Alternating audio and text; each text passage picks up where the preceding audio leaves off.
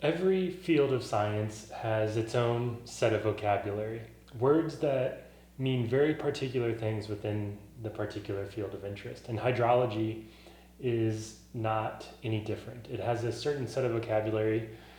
And importantly, there's words that we might use in common parlance that mean very particular things within hydrology. And so we need to talk about what these things are and clearly define them so that we're all on the same page.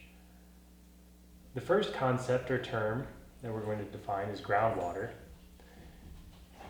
And you might think to yourself, well, this is just any water that's in the ground, right?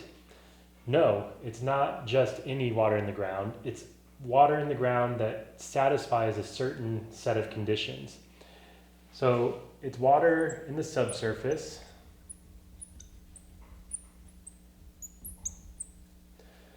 that occurs beneath the water table.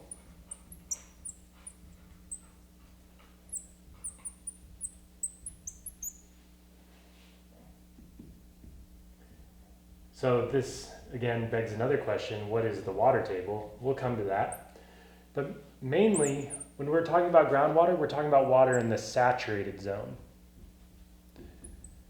And by this, we mean that all the pores are filled completely with water. What is this concept of the water table? It's another term that you've probably heard before. And again, it has a very particular meaning. It's a surface below ground, and it's the surface at which the fluid or water pressure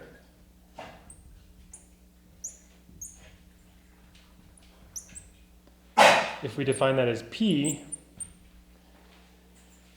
is exactly atmospheric.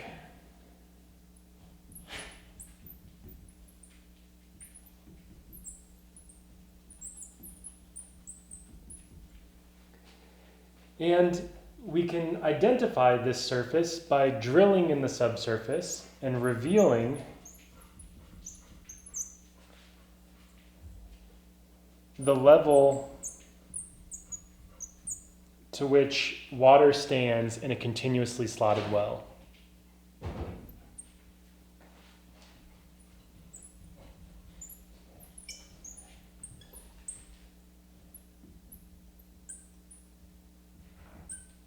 And I'll draw a picture of that for you.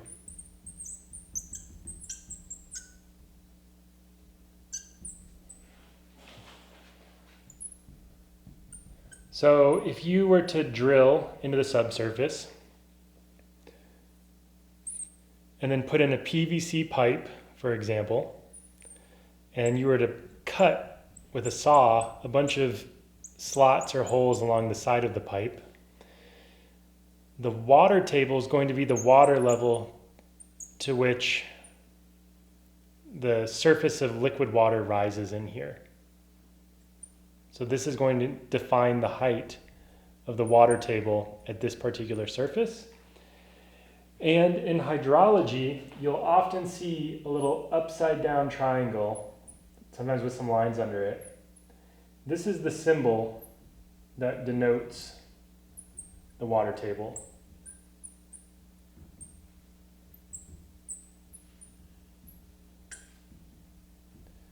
Okay, so we said that it's this atmospheric pressure. Atmospheric pressure is about 1 atmosphere by definition. It's about 15 psi depending on where you are. But if we define pressure in terms of gauge pressure, where gauge pressure is relative to the atmospheric pressure, such that a gauge pressure of 0 is exactly equal to atmospheric pressure,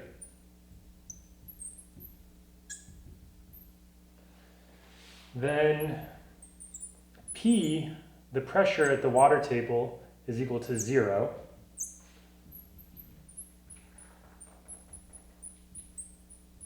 So that's saying that right here, if you had a pressure sensor, it would just measure the weight of the atmosphere. And if we defined pressure relative to that weight, it would just be zero because it would be exactly equal to the weight of the atmosphere right here. And everywhere underground, we can identify water where the pressure of that water is equal to the weight of the atmosphere above it. And that pressure is defined to be the water table height. Because we know that the hydraulic head is equal to the elevation component of head plus the pressure component of head, we know that this term will be zero at the water table.